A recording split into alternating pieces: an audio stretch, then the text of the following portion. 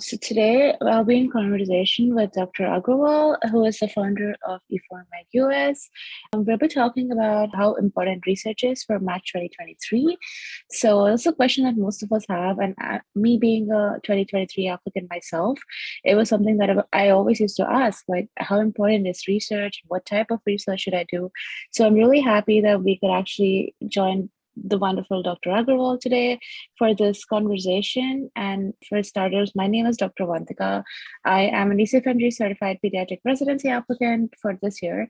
I'll be applying to pediatrics, and I am the founder of the Auto Research Initiative as well, which is a free research initiative that helps IMGs publish review articles and narrative reviews. So yeah, that's it about me. I'm super excited for today's webinar. So over to you, Dr. Agrawal. Thank you very much. So this is a topic, research for Match 2023. So many changes have been happening with the USMLE score, the whole scoring pattern, and the competitiveness. All the specialties are just becoming more and more competitive. So I really wanted to take a little time and explain where research stands in your chances for having successful Match 2023. So I want to first talk about my experience with research before residency. And this was, of course, many years ago, but still the principles of research before residency, it's still very much valid. So this was somewhere around 2000, maybe 4 or 5. I was based in Atlanta, and through word of mouth, like a friend of a friend of a friend, I found out this diabetes clinic at Emory University that was doing a lot of studies, trials, and also having medical students and medical graduates join them for research. And so I approached them, and I joined in as a volunteer research assistant. So of course, they didn't pay me, but I was there for, I guess from maybe May of that year to the time when I started residency the next year. And initially, the role was not very clear to me. I mean, I kind of approached them very in an open-ended fashion, saying that I really want to participate in any kind of research activities that are ongoing in the division and help out with, I guess, literature search, and also participating in the research meetings that used to happen every Monday morning. And because it was summer, that's when the med students are supposed to involve themselves in research studies. And this was one of the studies that one of the medical students was working on. It was a survey study where they were looking at the patient's knowledge of A1C and how it is associated with A1C and the glycemic control. So my role was mainly participating in the research meetings, coming up with the survey questions, giving feedback. But once that happened, and I guess the medical student then got more busy with their, med school work, that's when I kind of took over that research study. And, I got about more than 100 surveys completed in the diabetes clinic downstairs.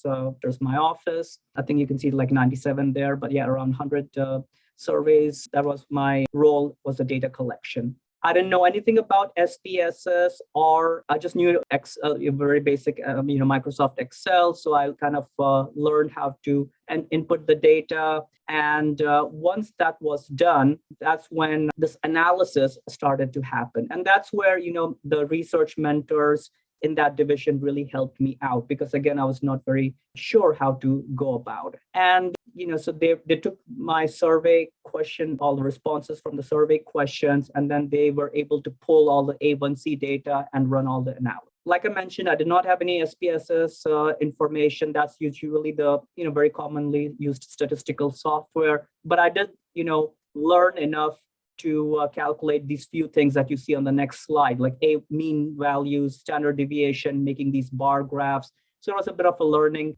process, but it was very intuitive. So I was able to pick that up. And of course, there were some significant findings in this study. So by the time residency interviews started, again, October, November, December, I had this information that I could share with them, with every program director that I interviewed at. I used to carry these 2 pages. I used to show them these graphs, and it was a very nice discussion to have at every interview.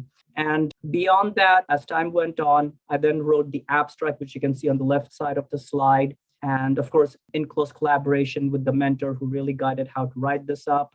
This is something you can see. I was the first author in this abstract. It got accepted for oral presentation at the ADA, one of the American Diabetes Association meetings. And of course, I didn't go there, but someone else from the team went and presented it. So that was kind of my whole research efforts before residency.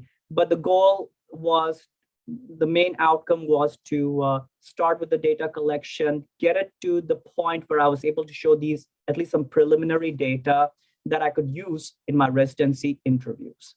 And then, the rest of the stuff like oral presentation, it was interesting because I could then write back to these program directors saying, hey, I just want to update you that my abstract got accepted for oral presentation. So it gave me another excuse for me to communicate with the program directors. And so I think that also really helped. All this research effort ended with this oral presentation. There was an opportunity to write a paper, but by that time I was about to start residency and I had to give that up. But this is where I really feel helped me tremendously in my chances to get into residency. What was also very interesting is I was able to meet fellows, endocrinology fellows, who allowed me to shadow them in the clinic. So besides, when I got the letters of support, besides the research work that I did, the letters also talked about my shadowing or observership that I did with the endocrinology fellows and attendings in the clinic.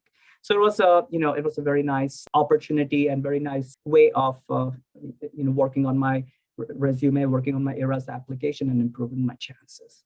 So this is one example that I would like to share. It's feasible kind of a research effort that folks can really undertake and get good out.